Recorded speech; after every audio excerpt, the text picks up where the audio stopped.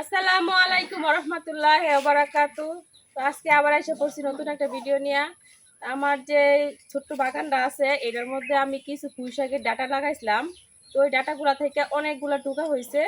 তো পাতাগুলা নিচের পাতাগুলো আর কি পাইকে পেকে যাইতেছে, এই জন্য ভাবলাম যে শাকগুলা উঠাই আজকে রান্না করি। তো আজকে রান্না করলাম হইতেছে গুড়া মাছ দিয়া পুঁই শাকের ঝোল। তো পুঁই শাক কিন্তু সবভাবেই ভালো লাগে, শাক ভাজি কর, শুটকি দিয়া কর, মাছ দিয়া কর, সব কিছু দিয়ে খাওয়া যায়। তো আজকে আমি রান্না করাম আর কি গুড়া মাছ দিয়া অনেক ভালো লাগে। তো পুরো ভিডিওটা দেখতে থাকেন, আশা করি ভালো লাগবো। প্রথমে আমরা শাকগুলা উঠাই নেম। ভাবির মুখে পান দিছে অত ঢুকে লেগে, ভাবির মুখে কোনো কথা নাই। আমি শাক তুলবা কি কথা করতাম তুলবো আমি আসে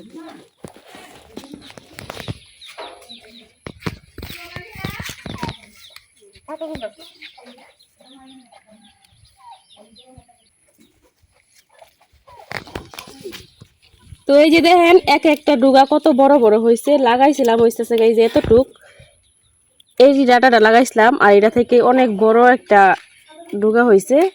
তো সবগুলা ডুগা এই দেখেন অনেক বড় বড় হয়েছে। এইভাবে সবগুলা ডুগা আমি এই যে কাটতে দিতেছি। দেখেন এই ডুগাটা কত বড় হয়েছে। এই ডুগাটা কাটা শিওর থাকতেছে। শাক ফের মাছ দাঁড়ান দেদাম রাখা। হুম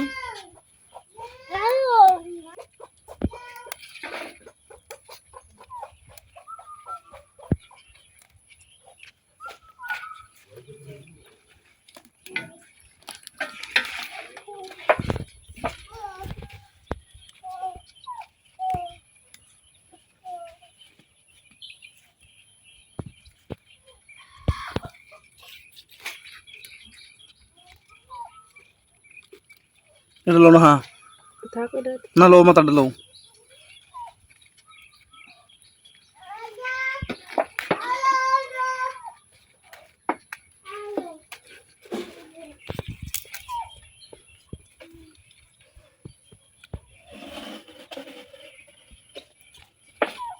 অল্প গাছের মধ্যে কতগুলি ক্ষত হয়ে গেছে। পুঁইশাক তো এমনি ভিটামিন জাতীয় জিনিস।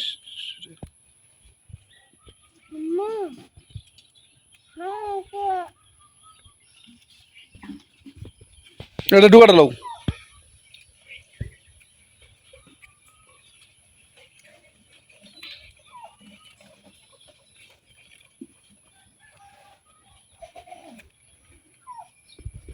অল্প জায়গার মধ্যে অল্প কিছু ডাটা লাগাইছি, তো মাশাআল্লাহ দিলে এই যে এক প্লেট শাক হয়ে গেছে।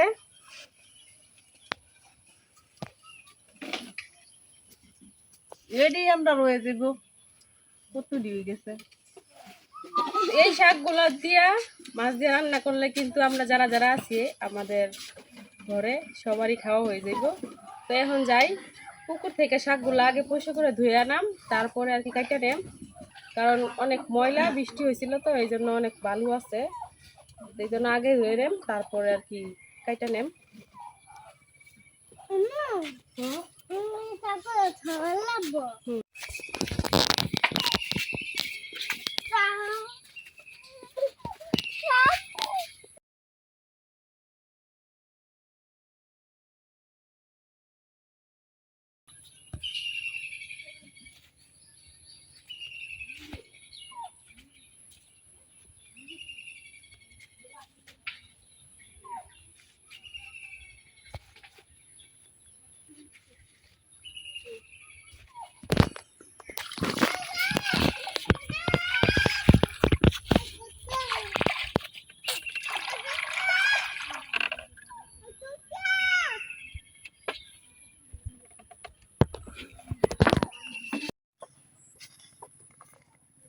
শাকগুলা পরিষ্কার করে ধুয়ে নিছি, এখন আবার রান্না করে যাইতেছি গা।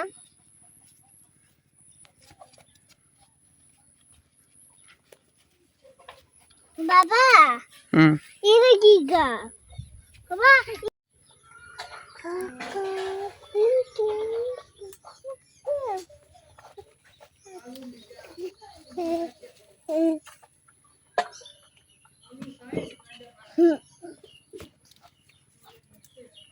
বিষ ছাড়া শাক বাঁচতে যেমন ভালো লাগতেছে, খাইতেও অতটা ভালো লাগবো। একবার টাটকা টাটকা ফরমালিন মুক্ত, নিজের হাতে লাগানো গাছের সবজি খাইতে কিন্তু অন্যরকম একটা স্বাদ, নিজের বাগানের। তো আমাদের বাড়িতে যে জায়গা আছে আর কি, অল্প অল্প জায়গার মধ্যে চেষ্টা করি আমরা একটু একটু করে সবজি করে খাইতে। তো সবকিছুই লাগাই, কিছু আর কি হয় আর কিছু হয় না, কারণ আমাদের এদিকের মাটি ভালো না, সব সবজি হয় না আর কি।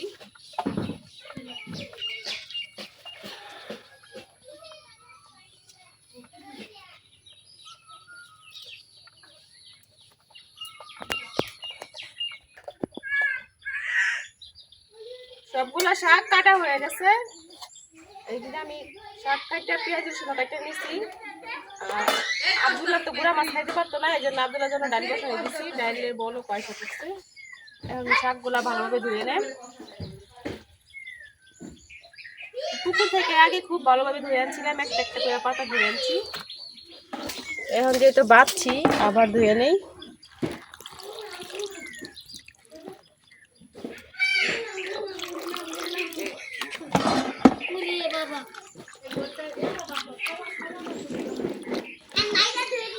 তো শাকগুলা ধোয়া সরাসরি আমি কড়াইয়ের মধ্যে নিয়ে নিতেছি, কারণ প্রথমে একটু ভাপ দিয়ে নেম।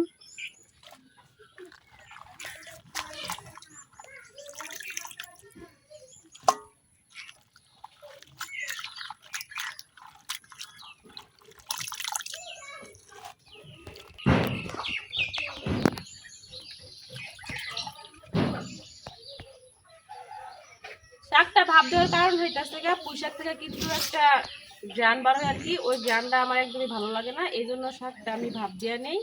ভাপ দিয়ে নিলে ওই শাকের ঘ্রাণটা যে ওইটা থাকে না, খাইতে ভালো লাগে এই জন্য, কারণ পুঁই শাকের ঘ্রাণটা আমার সহ্য হয় না। তো আপনারা যদি খাইতে পারেন তো ভাপ দেওয়া ছাড়াই রান্না করে নেবেন।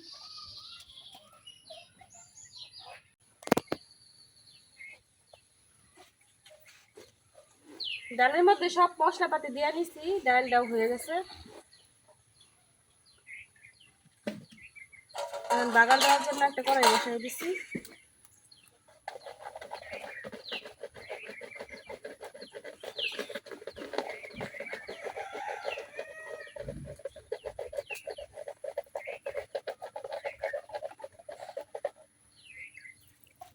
তো আগে একবার গুটি দিছে আর কি গুড়ার, এখন আবার দিয়ে নিলাম।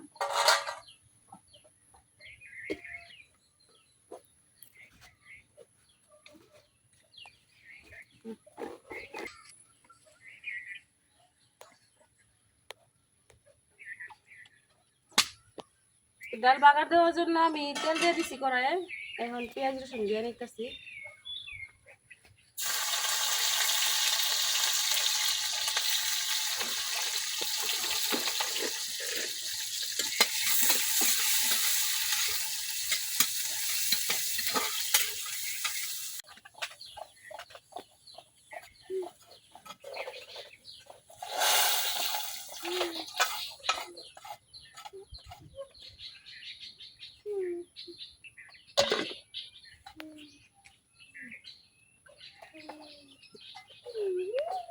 ডাল বাগার দেওয়া হয়ে গেছে, ডাল রান্না শেষ। এখন আমি পুঁই শাকগুলো হালকা একটু ভাপ দিয়ে নেন। ভাপ দেওয়ার জন্য কড়াইটা চুলার মধ্যে বসাই দিচ্ছি। এখন অল্প একটু লবণ দিয়ে দেন।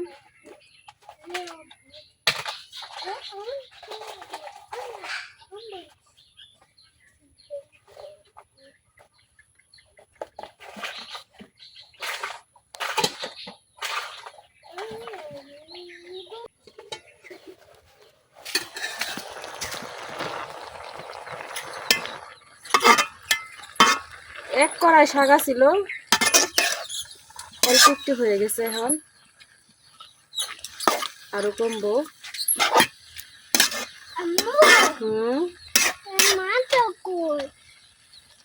তো বুঝতে পারি না, এখন আর আমি ডাইখা দিতাম না। তো এভাবে আর একটু ভাপ দিয়া নেন।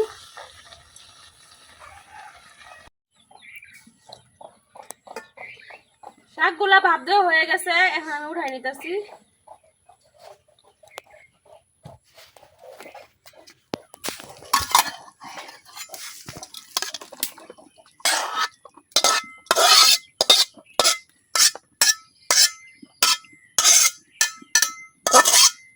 তো পানি জড়ার লাগে আমি এই চালের মধ্যে নিয়ে নিছি। তরকারি রান্না করার লাগে আমি আবার কড়াই বসাই দিছি, এখন কড়াই তেল দিতেছি।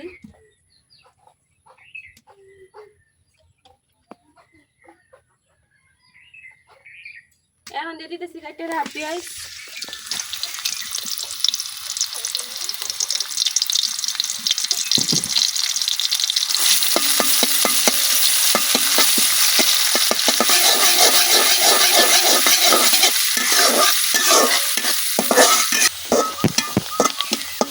পেঁয়াজটা ভাজা হয়ে গেছে, এখন আমি অল্প একটু পানি দিয়ে নিতেছি।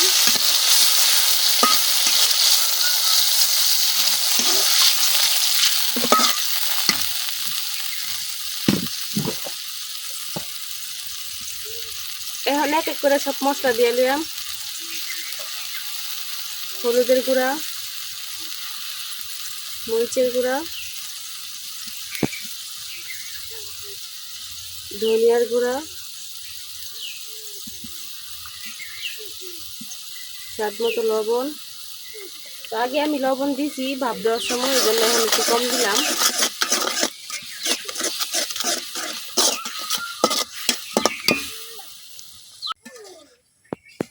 মশলাটা কষানো হয়ে গেছে, এই পর্যায়ে আমি মাছগুলো দিয়ে দেব। তো এই জায়গায় আমি 5 মিশালি গুঁড়া মাছ নিয়ে নিছি।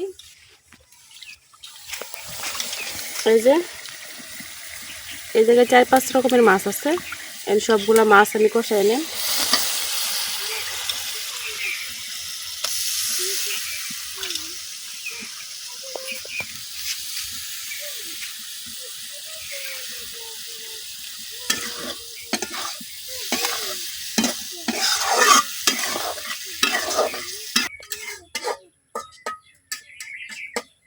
এখন মাছগুলা কিছুক্ষণ কষাই নেন।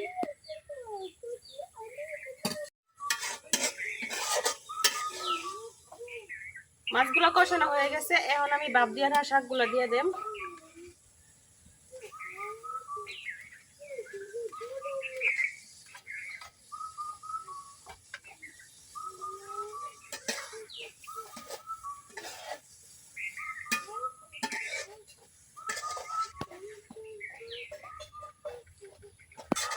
শাকের সাথে মাছ আমি খুব ভালোভাবে মিশিয়ে নিছি। তো এই পর্যায়ে অল্প একটু ঝোল দিয়া দেন।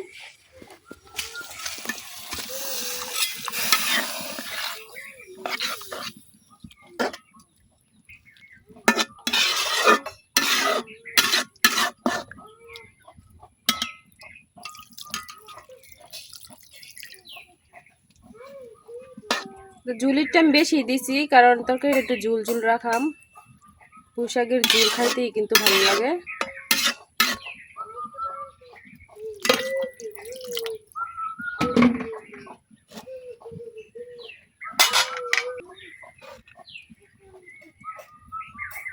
এখন ডাইকা কিছুক্ষণ রান্না করে নেন।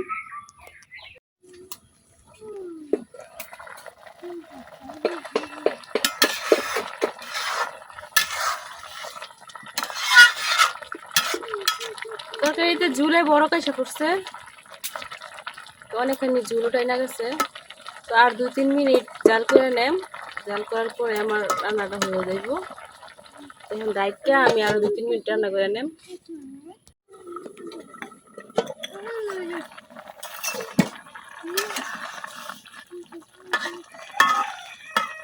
আমি আরো 2-3 মিনিট রান্না করে নিছি। তো এই পর্যায়ে তরকারিটা একেবারে হয়ে গেছে, এখন আমি কড়াইটা নামাই নেম চুলা থেকে।